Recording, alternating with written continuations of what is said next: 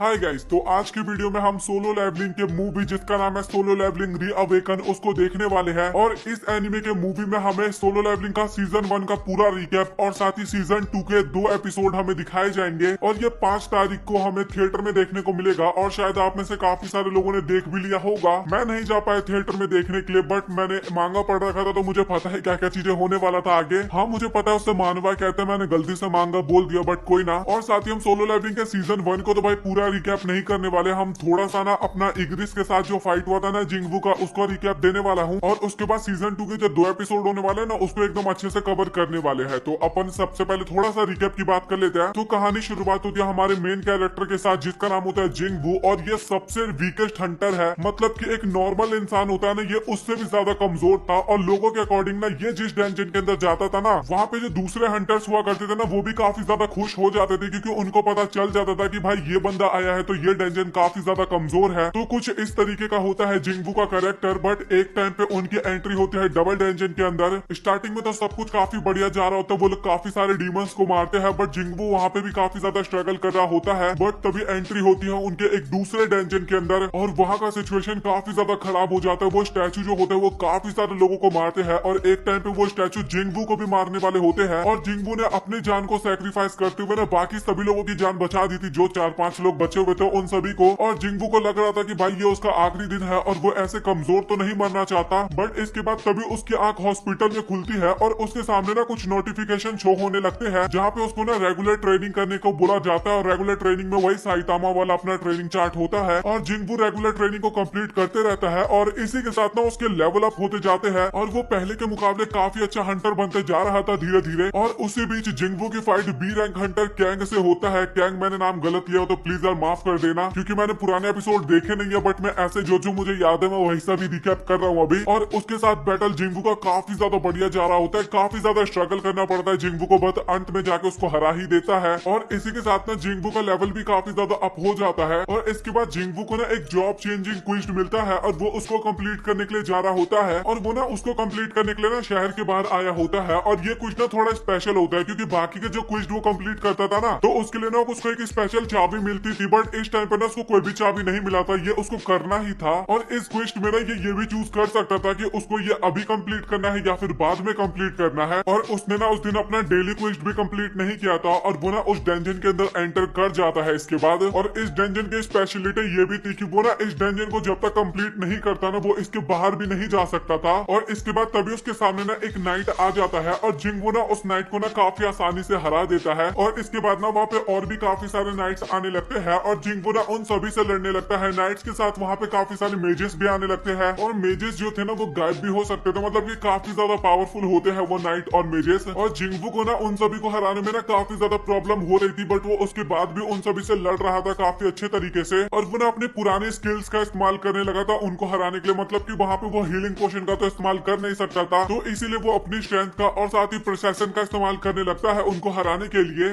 जिंगवू ने ना वहाँ पे काफी सारे नाइट्स को मार दिए थे और रिवॉर्ड के तौर पे ना उसको एक आर्मर भी मिलता है, जो कि उसको काफी ज्यादा पसंद आता है। और इसके बाद ना जिंगवू आगे जाता है जहाँ पे काफी बड़ा दरवाजा होता है और उसके पास कोई ऑप्शन तो होता है नहीं, इसलिए वो दरवाजे को खोल देता है। और दरवाजा खोलने के बाद ना उसको वहाँ पे काफी पावरफुल एनर्जी महसूस होता है और उसको अपने सामने ना एक राजा का गद्दी दिखाई देता है और साथ ही उसकी रक्षा करता हुआ ना वहाँ पे एक नाइट भी होता है। और इसके बारे में मुझे आपको बताने की तो बिल्कुल भी जरूरत नहीं है शायद। और जिंगवू वहाँ पे बोलने लगता है कि मुझे इसको देखते यहाँ पे काफी ज्यादा डर लग रहा है, मेरे हाथ पांव भी कपकपा रहे हैं और मुझे यहाँ पे सेम वैसा फील हो रहा है जैसा कि मुझे डबल डेंजन में हुआ था, और इसी का नाम इग्रिस है। और इसके बाद तभी इग्रिस ना काफी स्पीड में जिंगवू के ऊपर अटैक करता है और उस अटैक को तो जिंगवू रोक देता है, बट उसको पता चल जाता है कि भाई ये उसकी औकात से काफी ज्यादा बाहर है। और इसके बाद लगातार इग्रिस उसके ऊपर अटैक किया जा रहा था और वो ना सभी अटैक को ऊपर डॉज किया जा रहा था और उसको तो समझ में ही नहीं आता कि आखिरकार मुझे करना क्या है यहाँ पे। जिंगवू भी इसके बाद इग्रिस के ऊपर अटैक करता है, बट भाई उसके अटैक का कुछ भी फायदा नहीं होता है। इग्रिस को एकदम बच्चे का खेल लग रहा था और वो ना उसको उठा के दूर की तरफ फेंक देता है। और जिंगवू को पता चल चुका था कि भाई वो इसको नहीं हरा पाएगा और उसके पास एक आखिरी ऑप्शन डैगर था, बट उसको पता था कि अगर मैं डैगर से लड़ूंगा तो मैं उसका बिल्कुल भी सामना नहीं कर पाऊंगा। और इसके बाद वो अपना डैगर को साइड रखता है और अपने पंचेस को रेडी कर लेता है। और इग्रिस भी भाई वहाँ पे बड़ा ईमानदार बंदा होता है, वो भी अपनी तलवार को ना साइड में रख देता है और वो भी अपने पंचेस से लड़ने के लिए एकदम रेडी हो जाता है। और इसके बाद ना इग्रिस जो होता है ना भाई, वो पंचेस से भी काफी गंदी तरीके से जिंगवू को मारता है और जिंगवू को भी वहाँ पे फील होता है कि अगर मैंने ये आर्मर नहीं पहना हुआ होता ना तो मेरा खेल खेल तो अभी तक खत्म हो चुका होता। और इसके बाद ना जिंगवू भी वहाँ पे मारना स्टार्ट करता है, बट इग्रिस को ना एक भी अटैक नहीं लगता। और इसके बाद जिंगवू ना एक लात इग्रिस को मार भी देता है और इस बात पे इग्रिस को ना काफी गुस्सा आता है। और इसके बाद वो दोनों ही काफी तगड़ी तरीके से वहाँ पे लड़ने लगते हैं, बट ज्यादा तो जिंगवू ही पिट रहा था एक तरह से। और इसके बाद जिंगवू जो होता है ना वो तख्त के ऊपर जाके बैठ जाता है और इग्रिस ना अपनी तलवार से ना जिंगवू को मारने वाला होता है, बट वो तभी उसकी तलवार को रोकता है और बोलता है कि भाई मैं अभी खत्म नहीं हुआ हूँ। और इसके बाद वो इग्रिस को ना काफी गंदी तरीके से मारने लगता है और अपना डैगर निकाल कर उससे भी अटैक करता है। अटैक तो लगता है बट वो उतना ज्यादा गहरा अटैक भी नहीं होता। और इसके बाद जिंगवू ना एकदम ही पागल सा हो जाता है और इसके बाद लगातार मारते ही रहता है, मतलब कि काफी गंदी तरीके से मारता है वो। और इसके बाद फाइनली इग्रिस वहाँ पे हार ही जाता है और जिंगवू को भी पता चल चुका था कि अगर वो ने यहाँ पे थोड़ी सी भी गलती करता ना तो उसका खेल खत्म हो जाता और एक तरह से ना बाई लक ही वो यहाँ पे जीता था। और इसके बाद ना जिंगवू को वहाँ पे काफी ज्यादा रिवॉर्ड मिलते हैं और उन रिवॉर्ड में से ना एक रिवॉर्ड टेलीपोर्टेशन स्टोन भी होता है। और इसकी वजह से ना जिंगवू को समझ में आ जाता है कि उसका क्वेश्चन अभी तक कंप्लीट नहीं हुआ। इसके बाद ना वहाँ पे काफी सारे पोर्टल्स ओपन होते हैं और बताया जाता है कि तुम जितनी देर तक यहाँ पे टिकोगे ना तुम्हें एक्स्ट्रा उतने पॉइंट्स मिलेंगे, उतनी पावर एक्स्ट्रा मिलेगी। और इसके बाद ना वहाँ पे काफी सारे नाइट्स आने लगते हैं और जिंगवू उन सभी से लगातार लड़ते रहते हैं। वो मारते जाता है, नाइट्स की संख्या बढ़ती जाती है और एक पल में ऐसा आता है ना जहाँ पे जिंगवू की हालत एकदम खत्म हो चुकी थी और वो एक तरह से टह ही बोलने वाला था, मतलब कि सभी नाइट्स मिलकर उसको मारने वाले थे, लेकिन तभी उसको ना पेनल्टी मिल जाती है। जो डेली क्वेस्ट होता है ना उसने कंप्लीट नहीं किया था, इस चीज को फाइनली पेनल्टी मिलती है और इसके बाद उसको पेनल्टी जोन में भेज दिया जाता है। और वहाँ पे ना काफी सारे सेंटीपीड आने लगते हैं और वो ना उन सभी को एक एक करके मारने लगता है और उन सभी को मारने के बाद ना उसका लेवल अप होता है, जिस कारण ना उसकी हीलिंग एबिलिटी भी बढ़ जाती है और वो अपने आप को ना काफी अच्छे तरीके से हील कर लेता है। मतलब कि जितना थका हुआ था ना अब वो उतना थका हुआ नहीं था पहले की तुलना में। और वहाँ पे ना वो एक डैगर को भी परचेज करता है ताकि वो उस डेंजन के अंदर जाने के बाद ना काफी अच्छे तरीके से लड़ पाए। और इसके बाद फाइनली वो अगेन उस डेंजन के अंदर जाता है और अब ना वो इस डैगर की मदद से ना उन सभी नाइट्स को ना काफी आसानी से काट पा रहा था, मतलब कि डैगर काफी ज्यादा पावरफुल होता है। और इसके बाद वो लगातार नाइट्स को मारते रहता है, मतलब कि काफी ज्यादा नाइट्स को मारता है, काफी सारे मैजिकल जादूगरों को मारता है और इसके बाद फाइनली वहाँ पे ना वो उन सभी को मार देता है। और तभी जिंगवू को ना नेक्रोमैंसन को एक्सेप्ट करने के लिए ऑप्शन आता है, नोटिफिकेशन आता है और वो पहले तो सोचता है बट इसके बाद उसको एक्सेप्ट कर लेता है और उसको ना काफी सारे एक्स्ट्रा पॉइंट भी मिलते हैं। इस कारण वो काफी जल्दी शैडो मोनार्च में भी अपडेट कर जाता है, मतलब कि अपग्रेड हो जाता है। कुल मिला के बात की जाए ना तो उसको री अवेकनिंग की भी पावर यहाँ पे मिल जाती है। मैं क्या डीपली एक्सप्लेन करूँ इसको, री अवेकनिंग की भी पावर मिल जाती है और किसी को अगर दोबारा जिंदा करना पड़े ना तो उसके लिए जिंगवू को ना एक कोड बोलना पड़ेगा, मतलब कि वो वहाँ पे रियल में जिंदा नहीं होगा बल्कि उसकी शैडो जिंदा होगी और जिंदा करने के लिए ना उसको एक कोड बोलना पड़ेगा जिसको बोलते हैं अराइज। और इससे तो आपको एकदम क्लियर हो गया होगा अब तक सब कुछ। और इसके बाद वो ना काफी सारे सोल्जर्स को जिंदा करता है, वहाँ पे नाइट जो होते हैं उनको जिंदा करता है और फाइनली वो सोचता है इग्रिस को जिंदा करने की। और इसके बाद वो इग्रिस का आगे अराइज बोलता है और इग्रिस वहाँ पे जिंदा भी हो जाता है और वो उसका सबसे पावरफुल सोल्जर बन जाता है उसकी टीम के अंदर फिलहाल के लिए। और इसके बाद फाइनली वो उस डेंजन को क्लियर करने के बाद बाहर जाता है, मतलब कि अपने घर के लिए निकल जाता है। इसके बाद हमें अगले दिन का सीन दिखाया जाता है जहाँ पे जिंगवू सो रहा था और तभी उसके पास उसकी बहन का कॉल आता है और वो बोलती है कि जिंगवू तुम्हें याद नहीं है क्या आज मेरे स्कूल में मीटिंग है और तुम्हें हमारे टीचर से मिलने आना था और मीटिंग 5 बजे होता है। और जिंगवू बोलता है कि तुम पहुंचने से पहले मुझे एक बार इन्फॉर्म कर देना, मैं वहाँ पे पहुंच जाऊंगा। फिर इसके बाद जिंगवू बैंक जाता है और वहाँ पे वो इतने ज्यादा पैसे जमा करवाता है ना कि वो देख के बैंक की मैनेजर भी काफी ज्यादा हैरान होती है। वो पूछती है कि आखिरकार तुम क्या करते हो जो इतने पैसे कमा लेते हो। और तभी जिंगवू बोलता है कि मैं एक हंटर हूँ। और इसके बाद जिंगवू स्कूल जाता है और स्कूल में उसकी बहन बोलती है कि तुम्हें इतना स्मार्ट बन के आने की क्या जरूरत थी। तभी जिंगवू बोलता है कि मुझे तुम्हारी टीचर से मिलना है और मैं तुम्हारे लिए इतना तैयार भी नहीं हो सकता। और उसकी बहन का शकल देखो और वो बोलती है कि अच्छा ठीक है। उसकी बहन बोलती है कि मुझे लगा नहीं था कि लड़के थोड़े बहुत एक्सरसाइज करके इतना ज्यादा बदल सकते हैं। और वहाँ पे ना वो लोग नोटिस करते हैं कि वहाँ के सभी स्टूडेंट जितने भी होते हैं ना सभी के सभी स्टूडेंट केवल जिंगवू को ही देखे जा रहे थे। और तभी जिंगवू की बहन बोलती है कि भैया क्या तुम्हारी कोई गर्लफ्रेंड है? मुझे पता है वैसे तुम्हारी कोई गर्लफ्रेंड नहीं है, तो क्या मैं तुम्हें एक क्यूट लड़की से मिलाऊं? और तभी जिंगवू अपनी बहन का गाल खींचता है और बोलता है कि तुम मुझसे मजाक करना बंद करो। और इसके बाद वो टीचर के पास जाता है और उनके बीच में बातचीत शुरू होती है। और तभी टीचर बोलती है कि मुझे पता है कि तुम एक हंटर हो और क्या तुम्हारी बहन को भी तुम हंटर बनने दोगे अगर उसकी कोई एबिलिटी बाहर निकलती है तो? तभी जिंगवू बोलता है कि ऐसा मैं बिल्कुल भी नहीं करूंगा और मैं उसे उसके सपने पूरा करने दूंगा। तभी उसकी टीचर बोलती है कि मुझे लगा ही था कि तुम कुछ ऐसा बोलोगे, बट हाल ही में एक स्टूडेंट है जिसने अपना नाम स्कूल से कटवा लिया है। जैसे ही उसे अपनी अवेकनिंग के बारे में पता चला तभी जिंगवू बोलता है कि क्या आप मुझे उसकी रैंक बता सकते हो? और तभी टीचर बताती है कि वो एक लड़की है और उसकी ई रैंक है। और तभी जिंगवू सोचता है कि अगर ऐसी बात है तो वो लड़की बहुत जल्दी मारी जा सकती है और टीचर बताती है कि वो जिंगहा की दोस्त है और उसका नाम सोंगाई है। और फिर शाम को जिंगबू उसी लड़की का वेट कर रहा था और उसके पास वो लड़की आती है और तभी जिंगबू बोलता है कि मुझे पता था कि तुम ही होगी, और ये वही लड़की होती है जिसने जिंगबू और यूजिन के साथ गिल को ज्वाइन किया था। तभी सोनगाई बोलती है कि सर आप यहाँ पे क्या कर रहे हो, मुझे टीचर ने तो एक हंटर से मिलने के लिए बोला था, और क्या आप ही वो हंटर हो? और तभी जिंगबू अपनी और अपनी बहन की फोटो दिखाता है और तभी सोनगाई बोलते हैं कि हाँ ये मेरी फ्रेंड है। और तभी जिंगबू बोलता है कि मैं किसी टीचर से नहीं मिला, बस मैं तुम्हें इतना बताना चाहता हूँ कि ये दुनिया काफी ज्यादा खतरनाक है और तुम एक हंटर बन चुकी हो, बट तुम ई रैंक हो और तुम्हें एक हाई क्लास वेपन की जरूरत पड़ेगी, और वो वेपन 1 से 2 दिन में टूट जाएगा और इसके बाद तुम्हारे पास कोई ऑप्शन नहीं बचेगा, तुम्हें दूसरा वेपन लेना होगा। तो सोचो इसमें कितना नुकसान है। और फिर सोनगाई बोलते है कि बस हो गया तुम्हारा, तो अब तुम जा सकते हो। और तभी जिंगबू बोलता है कि जब तक तुम वो काली दुनिया नहीं देखोगी तुम्हें एहसास नहीं होगा, और मैं तुम्हें एक स्ट्रॉन्ग हंटर बनाना चाहता हूँ। और इसके बाद हमें वॉन डोंग सुक दिखाया जाता है और वो कोरिया पहुंच चुका था और उसके सामने मॉनिटरी डिपार्टमेंट का चीफ आया होता है। और चीफ बोलता है कि आप यहाँ पे कितने दिन रुकने वाले हो और आपको यहाँ पे क्या काम है? और वॉन्ग डोंग सुक बोलता है कि बस मुझे यहाँ पे कुछ काम है। और चीफ सोचता है कि वो इंसान जो कि अमेरिका जैसे देश को छोड़ के यहाँ पे आए, उसका केवल एक ही काम हो सकता है, अपने भाई की मौत का बदला लेना। और डोंग सुक को वहाँ पे काफी गुस्सा आ रहा था क्योंकि वो सोच रहा था कि जब इसे पता है तो ये मुझसे सवाल क्यों कर रहा है। और डोंग सुक बोलता है तो क्या तुम मुझे इसका मतलब रोकने आए हो? और वो बोलता है कि नहीं, मैं अपने काम से काम रखूंगा। और डोंग सुक बोलता है कि मुझे तुम काफी पसंद आए, क्या तुम मेरे गिल को ज्वाइन करना चाहोगे? और वो डोंग सुक को बोलता है कि चलो मैं सोच के तुम्हें इसका आंसर दूंगा। और इसके बाद हमें जिंगबू दिखाया जाता है जो कि व्हाइट टाइगर गिल के चीफ के पास आया होता है। और वो लड़की को देख के चीफ सोचता है कि ये मुझे ई रैंक हंटर लग रही है, बट नहीं, कहीं ऐसा भी तो हो सकता है कि जिंगबू की तरह निकले और जिंगबू ऐसे ही किसी को हमारे पास नहीं लेके आएंगे, और क्या पता उनको हमारी ट्रेनिंग पसंद आ गई तो क्या पता वो हमारे गिल में ज्वाइन भी हो जाए। तभी वहाँ पे एक ए रैंक हंटर होता है जो कि काफी एटीट्यूड में बोलता है कि यहाँ पे कोई मजाक चल रहा है, जल्दी से अंदर आओ। और तभी जिंगबू उसके बारे में पूछता है चीफ से। तभी चीफ बताता है कि वो एक नया हंटर है जो कि हमारे गिल में ज्वाइन हुआ है और वो ए रैंक हंटर है। और तभी जिंगबू बोलता है कि वो ए रैंक हंटर है और सी रैंक के डंजन में जाएगा। तभी जिंगबू नोटिस करता है कि वहाँ पे ए रैंक के साथ कुछ सी रैंक और कुछ बी रैंक हंटर्स भी होते हैं और वो डंजन कुछ ज्यादा इजी नहीं होगा। और तभी जिंगबू सोचता है कि इससे सोंगाई को शायद एहसास हो जाए कि वो एक ई रैंक हंटर है और सी रैंक डंजन में वो कुछ भी नहीं कर सकती है। तभी जो चीफ का बंदा होता है ना, वो जिंगबू को बोलता है कि प्लीज आप अंदर जा रहे हो तो प्लीज आप लड़ना मत, क्योंकि ये डंजन बहुत ही ज्यादा इजी हो जाएगा इस कारण। और जैसे ही जिंगबू लोग उस डंजन के अंदर जाते हैं ना, उस डंजन का कलर अपने आप ही चेंज हो जाता है और रेड हो जाता है। और जिंगबू काफी सीरियस में बोलता है कि जल्दी से मॉनिटरी डिपार्टमेंट के हेड लोगों को फोन करो। और चीफ भी घबराते हुए सीधा एस रैंक हंटर मोंगियोक को कॉल करता है और वो भी बोलता है कि क्या एक रेड डंजन, और मैं उससे देखने के लिए जल्द आने वाला हूँ। फिर इसके बाद हम डोंग सुक को देखते हैं जो कि किम के साथ गाड़ी में कहीं जा रहा था। और तभी डोंग सुक बोलता है कि यार मैं इतनी बकवास गाड़ी में बैठने से अच्छा पैदल ही चला जाऊं। और किम बोलता है कि आप उसे कहाँ पे मारोगे और मैं आपको कहाँ पे लेके जाऊं। तभी डोंग सुक बोलता है कि तुम मुझे एक डंजन में लेके चलो, और मुझे पता है कि जिंगबू अभी किसी डंजन में गया है। और इसके बाद हम बाक योनहो को देखते हैं, जो भी लोग उस डंजन के अंदर गए थे उनकी डिटेल्स वो मांग रहा था और उसे पता चल गया था कि इस गेट के अंदर 7 बी रैंक हंटर, एक ए रैंक हंटर गए हैं। तो वो अंदाजा लगाता है कि ये किस रैंक का डंजन होगा, और अगर ये एस रैंक डंजन हुआ तो उनमें से किसी के भी बचने की संभावना ना के बराबर हो जाती है। और चीफ बताता है कि इस डंजन के अंदर 2 लोग ऐसे गए हैं जो कि हमारे गिल के नहीं है। और ये सुन के बाक योनहो काफी गुस्सा हो जाता है, बोलता है कि आखिरकार वो किस रैंक के हंटर है। और तभी वो बताता है कि शायद से ए या फिर बी रैंक।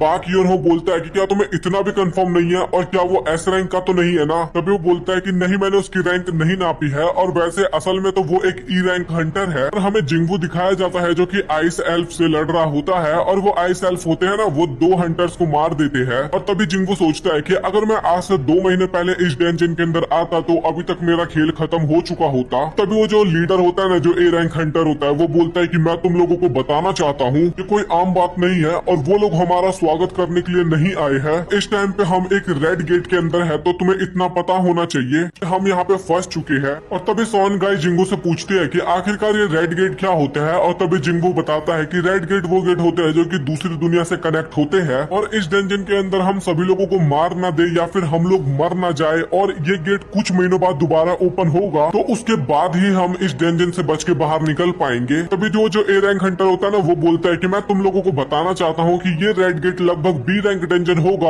और हम सभी को एक साथ रहना होगा। हम लोग 2 अलग अलग टीम बनाएंगे, तो मेरे साथ जो आना चाहता है वो इधर आ जाओ। काफी सारे हंटर उसी की टीम में आना चाहते थे, ऑब्वियस सी बात है वो ए रैंक हंटर है, लेकिन टीम वो होता है ना जो कमजोर हंटर, उन सभी को वो भगा देता है और वही बोलता है, और वो ए रैंक हंटर बोलता है कि यहाँ पे हमें काफी टाइम तक रहना होगा, तो मैं कमजोर लोगों को अपने साथ नहीं ले जा सकता। सभी हंटर बोलते हैं कि क्या हम तुम्हें बोझ लगते हैं, और तभी वो बोलता है कि तुम लोग ज्यादा फालतू मत बोलो, हमें आखिरी तक सरवाइव करना है, अगर तुम मेरे साथ रहोगे तभी तुम्हें शायद बचने का मौका मिलेगा। सभी लोग उसका विरोध करने की भी कोशिश करते हैं, और जो ए रैंक हंटर होता है ना, उसकी टीम में एक बी रैंक हंटर लड़की होती है, वो बोलती है कि मैं तुम्हारे साथ अब नहीं रहूंगी, और उसकी टीम में एक जगह खाली हो गई थी, वो लड़की निकल गई थी, तो इस वजह से वो एक सी रैंक हंटर को अपनी टीम में ले लेता है और लड़की जिंगबू की टीम में चली जाती है। और तभी हमें बाक योहान का सीन दिखाया जाता है, जहाँ पे चीफ बताता है कि मुझे जिंगबू का भरोसा जीतना था, इस कारण मैंने उसकी बात अभी तक किसी को भी नहीं बताई थी, बट मुझे आपको बताने में ज्यादा प्रॉब्लम नहीं होगी, और मुझे ऐसा लगता है कि जिंगबू एक रीअवेकन पर्सन है। फिर बाक योहान बोलता है कि तुम्हें ऐसा क्यों लगता है, और तभी चीफ बोलता है कि मेरे पास कोई इसका सबूत तो नहीं है, बट अगर आप उससे एक बार मिल लोगे तो आपको भी ये एहसास हो जाएगा। तभी वहाँ पे एक और बंदा आता है, वो ऊंची पोस्ट का होता है व्हाइट टाइगर गिल का, और वो बोलता है कि वो जो ए रैंक हंटर है, किम चोल नाम है उसका, बट मैं उतना नाम नहीं लूंगा क्योंकि इतना सीरियस कैरेक्टर नहीं है वो, तो उसने हमारी एकेडमी से ट्रेनिंग लिया है, तो वो उतना बेकार भी हंटर नहीं है। तो इस कारण जो बाकयोन होता है ना, वो थोड़ा रिलैक्स फील करता है कि किम चोल ए रैंक हंटर है और उसने व्हाइट टाइगर गिल से ट्रेनिंग भी ली है, तो वो थोड़ा बहुत तो अच्छा होगा। तभी वहाँ पे एक गाड़ी आती है और उसमें से डोंग सुक बाहर निकलता है, और वो बोलता है कि आखिरकार ये क्या हुआ, एक सी rank dungeon A rank dungeon में कैसे चेंज हो गया। और बाक योहान उसे देख के काफी हैरान होता है और बोलता है कि आखिरकार तुम यहाँ पे क्या कर रहे हो, और डॉन सुक बोलता है कि मुझे तुमसे कोई मतलब नहीं है, मुझे तो बस यहाँ पे उस ई रैंक हंटर जिंगबू से मिलना है। बाकयोन सोचता है कि आखिरकार ये जिंगबू है कौन, और सब लोग सिर्फ उसी की बातें क्यों करे जा रहे हैं। और इसके बाद हमें डेंजन का सीन दिखाया जाता है, जहाँ पे दोनों अलग अलग रास्ते पे चले गए थे, और वहाँ पे जो लड़की होती है ना, वो जिंगबू से बोलती है कि क्या तुम मेरे सवालों का जवाब नहीं दोगे, और जिंगबू जो होता है वो उस लड़की को इग्नोर किए जा रहा था, क्योंकि हमारे भैया अब स्मार्ट हो गए हैं और छोटी मोटी लड़कियों से बात नहीं करते भैया। और वो लड़की जो है ना, अपने मन में सोच रही थी कि जिंगबू शायद ए रैंक हंटर होगा या फिर एस रैंक भी हो सकता है। हमें ए रैंक हंटर की टीम दिखाई जाती है, जो कि सोचते हैं कि जिंगबू की टीम कितनी ज्यादा बेवकूफ है कि वो एक ई रैंक हंटर के ऊपर भरोसा करके दूसरी तरफ चले गए। और किमचुल सोचता है कि उस टीम में तो केवल सी रैंक हंटर और एक बी रैंक हंटर है, तो वो सभी लोग जिंगबू की बात क्यों माने। और मुझे लगता नहीं कि वो एक ई रैंक हंटर हो, बट जो भी हो, मुझे तो इतना पता है कि वो लोग मारे ही जाएंगे। तभी उनके सामने काफी सारे आइस बियर आते हैं, लेकिन किमचुल जो होता है वो अकेले उन सभी बियर्स को खत्म कर देता है। वहाँ पे सभी लोग काफी ज्यादा खुश थे, क्योंकि वो किमचुल के साथ आए थे और सोच रहे थे कि बाकी दूसरे टीम वाले बंदे तो सभी के सभी मारे जा चुके होंगे। तभी किमचुल बोलता है कि तुम लोग यहाँ पे मेरी वजह से जिंदा हो, और मैं किसी भी बोझ को आगे लेके नहीं जा सकता, और हम आगे बढ़ते रहेंगे। और इसके बाद हमें जिंगबू की टीम दिखाई जाती है, जहाँ पे वो लड़की फिर से जिंगबू को बोलती है आगे आइस बियर का ग्रुप है, तो वहाँ पे खतरा हो सकता है और हमें आगे नहीं जाना चाहिए। तभी जिंगबू बोलता है कि तुम क्या कहना चाहते हो कि हम फॉरेस्ट के रास्ते से जाए, हमें आगे जाना होगा, केवल आइस बियर ही तो है। और तभी वो लड़की बोलती है कि तुम पागल हो गए हो, तुम्हें उस बियर का खाना बनना है क्या।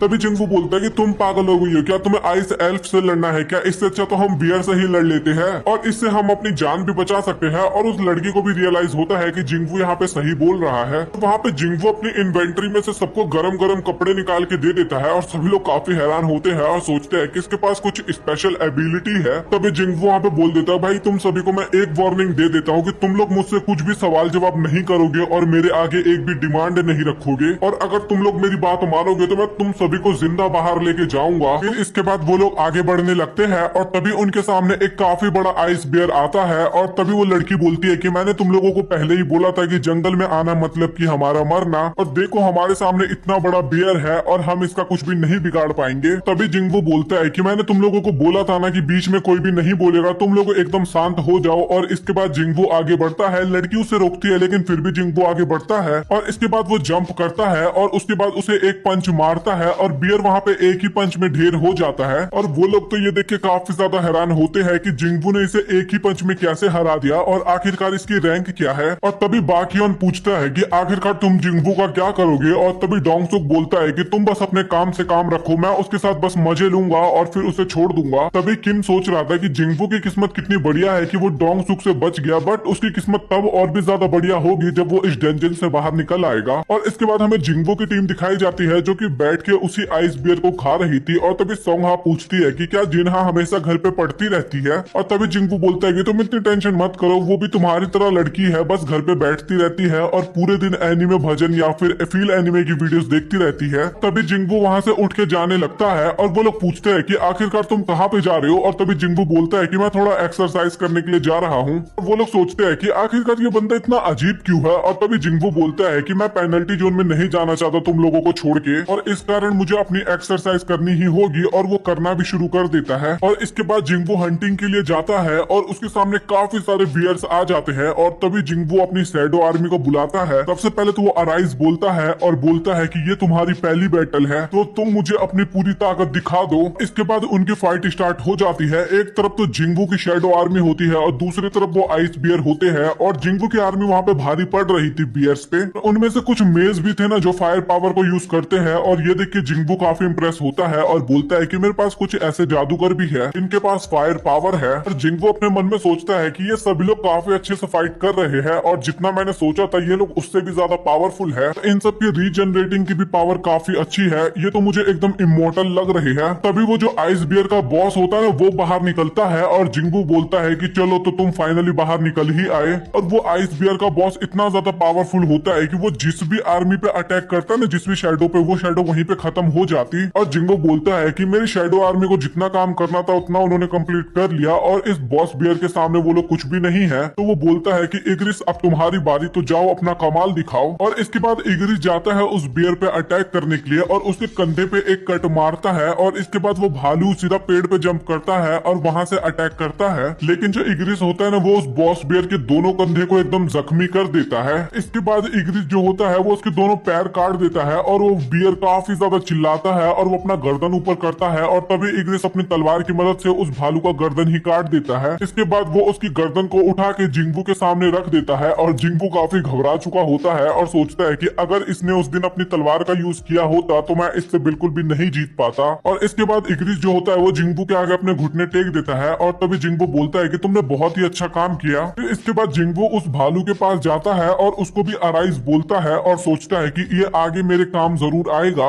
और इसके बाद वो वहां पे और भी शैडोज को अवेकन करता है, क्योंकि उसकी आर्मी थोड़ी वीक पड़ गई थी। और इसके बाद हमें डेंजन के बाहर का सीन दिखाया जाता है, और बाकियोन पूछता है कि आखिरकार कितनी देर हो गई है, और वो बताता है कि 3 घंटे हो गए हैं। इसका मतलब कि 3 घंटे डेंजन के 3 दिन के बराबर होता है, और ये डेंजन रेड डेंजन है और इसका खतरा भी बहुत ज्यादा है। और जो कमजोर लेवल के हंटर होंगे वो तो शायद अब तक मारे भी जा चुके होंगे, और वहाँ का मौसम भी पता नहीं किस तरीके का होने वाला है। क्या वो लोग मौसम के अनुसार ढाल भी पाएंगे, और अगर वो लोग ढाल भी लिए तो फिर खाने का जुगाड़ कहाँ से करेंगे। और वो लोग मॉन्स्टर का शिकार करके उसको खाने की कोशिश करे तो वो भी करना काफी ज्यादा हार्ड होगा, क्योंकि ये डेंजन का लेवल बहुत ही ज्यादा है, और वो लोग उन मॉन्स्टर को भी नहीं हरा पाएंगे क्योंकि मॉन्स्टर का लेवल भी काफी ज्यादा होगा। तो गिल मास्टर की बात सुन के डोंगसुक बोलता है कि लगता है मैंने कोरिया में आकर अपना टाइम वेस्ट किया है, क्योंकि जिंगबो भी तो ई लेवल का हंटर है और वो भी अब तक मारा जा चुका होगा। और तभी डोंगसुक वहां से जाने लगता है, लेकिन तभी बोलता है कि मैंने अभी सुना कि जिंगबो तुम्हारी व्हाइट टाइगर गिल का हिस्सा नहीं है, तो क्या ये मैंने सही सुना है? फिर तुम क्या मुझे ये बताना चाहोगे कि वो इस डेंजन में क्या कर रहा है, वो भी तुम्हारे हंटर्स के साथ? तभी मैनेजर बोलता है कि जिंगबो मेरे जान पहचान का है, और उसने बोला था कि उसे सी रैंक डेंजन में जाना है, तो मैंने उसको जाने दिया, बट ये मेरी ही गलती है, मैंने उसको क्यों जाने दिया अंदर। तभी बाकयोहान सोचता है कि आखिरकार ये जिंगबो को कवर क्यों कर रहा है, तो इसका मतलब सच में जिंगबो में कुछ न कुछ तो बात होगी। और खास करके डोंगसुक जो कि अमेरिका को छोड़ के यहाँ पे आया है उससे मिलने के लिए। तभी डोंगसुक आगे बढ़ता है और वो चीफ का गला पकड़ते हुए बोलता है कि तुम्हें क्या लगा कि तुम मुझे मूर्ख बना सकते हो, तो जल्दी बताओ कि तुम आखिरकार क्या छुपा रहे हो। तभी बाकयोहान भी डोंगसुक का हाथ पकड़ लेता है, और वो काफी ज्यादा गुस्से में होता है और बोलता है कि तुमने मेरे टीम के बंदे का गला कैसे पकड़ा। और तभी डोंगसुक बोलता है कि क्या तुम मुझे गुस्सा दिला रहे हो। डोंगसुक बोलता है कि तुम किस तरीके के लीडर हो, कितने टाइम से तो तुम खुद भी डेंजर में नहीं गए हो। और ये सुन के बाकयान काफी गुस्सा हो जाता है और उसका ओरा बाहर निकलता है, और ये देख के चीफ भी काफी घबराता है और बोलता है कि अगर ऐसा ही चलता रहा तो 2 एस रैंक हंटर के बीच में फाइट हो जाएगी। फिर इसके बाद हमें किमचुल की टीम दिखाई जाती है, जहाँ पे काफी सारे मॉन्स्टर ने उनपे हमला किया था और उनकी टीम एक तरह से मरने ही वाली थी। तभी किमचुल बोलता है कि मैं यहाँ पे हार नहीं सकता, क्योंकि मुझे व्हाइट टाइगर गिल के मेन ग्रुप में ज्वाइन होना है, और मैं इतना कमजोर कब से हो गया, और मैं ये कैसे मान लूं कि मैं इन मॉन्स्टर के सामने हार गया। बट अगर मेरे पास कुछ खाने को होता तो मेरे शरीर में एनर्जी होती, और इसके बाद मैं इन मॉन्स्टर को हरा भी पाता। तभी वहाँ पे एल्फ भी आ जाते हैं, और तभी किमचुल बोलता है कि ये मॉन्स्टर कम थे कि यहाँ पे एल्फ भी आ गए हैं, और अब मैं क्या करूं। और तभी किमचुल का एक साथी उसकी तरफ बढ़ने लगता है, और तभी पलक झपकाते ही किमचुल के पास एक एल्फ आ जाता है। वो उस हंटर को मार के उसके ऊपर ही बैठ जाता है, और ये देख के तो किमचुल की वहाँ पे हालत ही खराब हो चुकी थी। और वहाँ पे किमचुल काफी तेजी से भागता है और भाग के जंगल में चला जाता है, और हमें एल्फ का बॉस दिखाया जाता है जो कि घोड़े के ऊपर बैठा हुआ था। और रास्ते में जाते हुए भी भी किमचुल यही सोचता है कि अगर मेरे पास खाना होता तो मैं उन सभी को हरा देता, मैं बहुत ही ज्यादा वीक था, इस चक्कर में मैं हार गया। और वो रास्ते में देखता है कि वहाँ पे काफी सारे बियर्स की लाश पड़ी हुई है और वो सोचता है कि जब मैं जंगल से गुजर रहा था तो मुझे क्यों आइस बियर कोई भी नहीं दिखे, क्योंकि इसे पहले ही किसी ने मार दिया है। किमचुल सोचता है कि क्या उन लोगों ने इन आइस बियर को खत्म किया है, बट उनके पास इतनी ताकत नहीं है, वो इसको नहीं हरा सकते। और इसके बाद वो फिर से जाने लग जाता है और तभी हमें डेंजन के बाहर का सीन दिखाया जाता है जहाँ पे बाक योहान बोलता है कि क्या तुम मुझसे फाइट करना चाहते हो, और तभी डोंगसुक बोलता है कि क्यों नहीं। और इसके बाद दोनों ही अपने पंचेस को तैयार करते हैं मारने के लिए और दोनों ही पंचेस मारना शुरू करते हैं। और वहाँ पे ओरा देख सकते हो आप कितना तगड़ा होता है, लेकिन किम जो होता है वो दोनों के हाथों को पकड़ लेता है। तभी बाक योहान बोलता है कि यार तुम काफी ज्यादा स्ट्रांग हो गए हो, तुमने हम दोनों के हाथों को रोक लिया है। और तभी किम बोलता है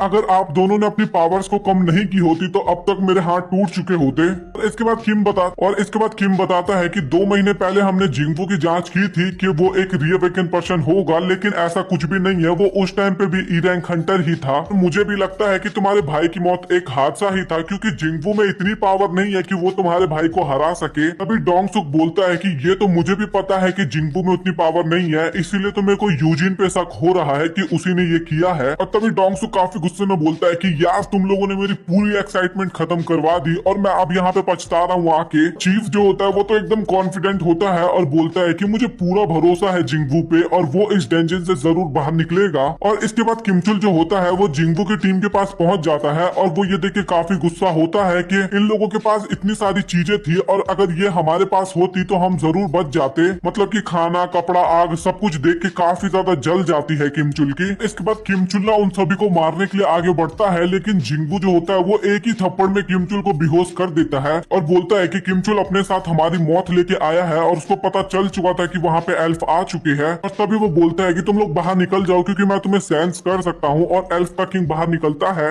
वो अपने लैंग्वेज में अपने बंदों को बोलता है कि तो चलो फिर इन सबको मार दिया जाए, और तुमने सही बोला था कि एक स्पेशल बंदा है इनके साथ। और जिंगवू बोलता है कि तुम हमें बिल्कुल भी नहीं मार सकते। और ये देख के वो एल्फ का किंग बहुत ही ज्यादा हैरान होता है और बोलता है कि क्या तुम हमारी लैंग्वेज समझ सकते हो। और ये देखकर तो जिंगवू भी काफी हैरान होता है कि क्या वो एल्फ की लैंग्वेज समझ रहा है। तभी एल्फ का जो किंग होता है ना वो बोलता है कि ये बंदा तुम्हारे साथ फाइट करना चाहता है क्योंकि इसको तुम्हारे अंदर काफी ज्यादा पावर दिखी और ये काफी ज्यादा एक्साइटेड भी है। और वो और उसकी तारीफ कर ही रहा होता है, लेकिन तभी जिंगवू पलक झपकाते ही उस एल्फ का गर्दन उड़ा देता है। वो जो एल्फ का किंग होता है ना वो ये देख के काफी हैरान होता है और अगले ही पल में काफी क्रीपी सी मुस्कान देता है। इसके बाद एल्फ किंग जो होता है ना वो अपनी पूरी सेना को लेके आता है। वहाँ पे हमें पूरी सेना भी दिखाई जाती है और साथ ही जिंगवू जो होता है ना वो भी अपने पूरे शैडो आर्मी को अराइज करता है। और इसके बाद ना दोनों के बीच में काफी तगड़ी वाली युद्ध छिड़ जाती है। वो जो जिंगवू की शैडो आर्मी होती है वो आइस एल्फ को काफी गंदी तरीके से मारती है, और वही दूसरी तरफ आइस एल्फ की जो शैडो आर्मी होती है मतलब कि एल्फ किंग की, वो भी शैडो आर्मी को काफी गंदी तरीके से मार रही होती है। और उन सभी एल्फ में से ना एक एल्फ जो होता है ना वो काफी ज्यादा पावरफुल होता है और जिंगवू को देखते ही पता चल जाता है कि भाई हाँ वो इसको नहीं हरा सकता। और इसके बाद तभी जिंगवू की नजर ना किंग चुल की तरफ जाता है और उसके दिमाग में एक आइडिया आता है जो कि आपको आगे जाके पता लगेगा। और वो जो एल्फ होता है ना वो बोलता है कि मेरा नाम बारुका है, तुम्हारा नाम क्या है। और जिंगवू वहाँ पे अपना नाम बताता है और इसके बाद जिंगवू ने काफी स्पीड में उसकी तरफ जाता है और उसके ऊपर अटैक करने वाला होता है, लेकिन बारुका ना काफी आसानी से उस अटैक को डॉच कर लेता है और वो ना उसके डैगर को तोड़ने की कोशिश करता है बारुका मतलब की, लेकिन तभी ना डैगर उसका गायब हो जाता है वहाँ से। और इसके बाद अगेन जिंगवू ना अपने डैगर की मदद से बारुका के ऊपर अटैक करता है, लेकिन बारुका भी अपने डैगर की मदद से ना उस अटैक को रोक लेता है। और तभी बारुका ना जिंगवू के पेट पे ना एक काफी तगड़ा वाला लात मारता है, इससे वो काफी दूर जाके गिरता है। और बारुका ना काफी क्रीपी वाली स्माइल देते हुए बोलता है कि भाई मुझे याद ही नहीं आ रहा कि आखिरकार मैं इतना ज्यादा एक्साइटेड कब हुआ था फाइट के टाइम पे। और तभी बारुका की तरफ ना काफी सारे फायर अटैक होते हैं और ये जिंगवू की शैडो आर्मी में से ना मेजेस कर रही होते हैं। और इसके बाद हमें किमचुल दिखाया जाता है जिसको होश आ चुका था और उसको ना याद आ रहा होता है कि आखिरकार जिंगवू ने उसको किस तरीके से पीटा था। और उसके बगल में ना स्वॉर्ड भी होता है और वो ना स्वॉर्ड को उठा लेता है और अब वो जिंगवू को मारने के लिए जा रहा होता है। और तभी हमें ना बारुका दिखाया जाता है जो कि काफी स्पीड में ना जिंगवू को मारने के लिए आगे बढ़ रहा था और जिंगवू बीच में एकदम चुपचाप खड़ा होता है। और वहीं पीछे से किमचुल भी काफी स्पीड में आ रहा था जिंगवू को मारने के लिए। और तभी जिंगवू ने काफी ज्यादा हंसते हुए बोलता है कि किमचुल तुझे पढ़ना ना काफी ज्यादा आसान है। और तभी वो ना इग्रिस को बुलाता है और किमचुल ना जिंगवू को मारने वाला होता ही है, लेकिन उससे पहले ही इग्रिस उसको पीछे से मार देता है, मतलब कि उसके अंदर तलवार स्टैप कर देता है। और इसके बाद जिंगवू ना उसको अराइज करके उठाता है, मतलब कि किमचुल को भी अपनी शैडो आर्मी में ऐड कर लेता है और इसका नाम ना वो आयरन रखता है। और ये ना अब काफी ज्यादा बैडेस लग रहा था एक तरह से देखा जाए तो। और बारुका जो होता है ना वो एक तरह से इग्रिस को ना हरा दिया था और वो बोलता है कि तुझे क्या लगता है कि तू इस शैडो आर्मी से मुझे हरा सकता है। और जिंगबू बोलता है कि सच बताओ तो मुझे तो ऐसा बिल्कुल भी नहीं लगा था। और तभी आयरन जो होता है ना वो अपना काफी पावरफुल अटैक करता है, लेकिन बारूका को ना वो अटैक भी काफी छोटा मोटा लगता है उस टाइम पे। और इसके बाद बारूका ना आयरन के ऊपर अटैक करता है, लेकिन वो ना अपने शील्ड की मदद से उस अटैक को रोक लेता है। और तभी बारूका ना सीधा आयरन के पीछे चला जाता है अचानक से और हंसते हुए बोलता है कि सच में तो बहुत ही बढ़िया है, लेकिन तेरा कोई भी चांस नहीं है मेरे आगे जीतने का। और तभी अचानक से ना इग्निस बारूका के ऊपर अटैक करता है और बारूका ना काफी कठिनाई से उस अटैक को डॉज करता है। और वो कुछ बोलने वाला होता ही है, लेकिन उससे पहले जिंगबू ना पीछे से उसके ऊपर डैगर स्टैप कर देता है, डैगर से मतलब की। और उस टाइम पे ना उसने पैरालाइज इफेक्ट को भी ना एक्टिवेट कर दिया था। और इसके बाद ना बारूका जो होता है ना वो पीछे हो जाता है और इसके बाद वो अपनी आर्मी की तरफ देखता है, जिसको ना जिंगबू की आर्मी ने ना काफी आसानी से खत्म कर दिया था। और इसके बाद जिंगबू ना अपने वेपन को ना बारू की तरफ फेंकता है और बारूका वहाँ पे बोलता है कि भाई तू कितना ज्यादा मूर्ख है, तूने अपने वेपन को इसी तरीके से फेंक दिया। और इसके बाद जिंगबू ना अपने कमांड वाले स्किल की मदद से ना उस वेपन की स्पीड को और भी ज्यादा बढ़ा देता है। इस कारण जो बारूका का डैगर होता है ना वो वहाँ पे टूट जाता है। और भाई बारूका वहाँ पे हैरान हो ही रहा था, लेकिन तभी उसको आयरन ना पीछे से पकड़ लेता है। और इसके बाद हमें सभी मेजेस दिखाए जाते हैं जो कि एक साथ कंबाइन करके ना अपने फायर पावर को रिलीज करते हैं। और भाई वहाँ पे काफी बड़ा ब्लास्ट होता है और ब्लास्ट खत्म होने के बाद ना हमें अगेन बारूका दिखाया जाता है, जो कि भाई अभी तक समहाउ किसी तरीके से खड़ा हो रखा था। और इसके बाद तभी जिंगबू ना अपने डैगर की मदद से ना बारूका के पेट में अटैक करता है, लेकिन भाई वो बंदा वहाँ पे भी नहीं रुकता। मतलब कि बारूका की बात कर रहा हूँ ना, उस टाइम पे जिंगबू का हाथ पकड़ लेता है, लेकिन तभी पीछे से आइडन आता है और वो काफी पावरफुल स्मैश बारूका को मारता है। और इसी के साथ यहाँ पे ना बारूका का चैप्टर तो हो जाता है खत्म। और भाई लिटरली हमें ना शैडो आर्मी दिखाई जाते हैं जो कि काफी ज्यादा एंजॉय भी कर रही होती है। मतलब कि भाई मैंने ये उम्मीद नहीं किया था कि शैडो आर्मी एंजॉय भी करेगी फाइट जीतने के बाद, बट वो कर रही थी। आप इमेजेस स्क्रीन पे देख सकते हो।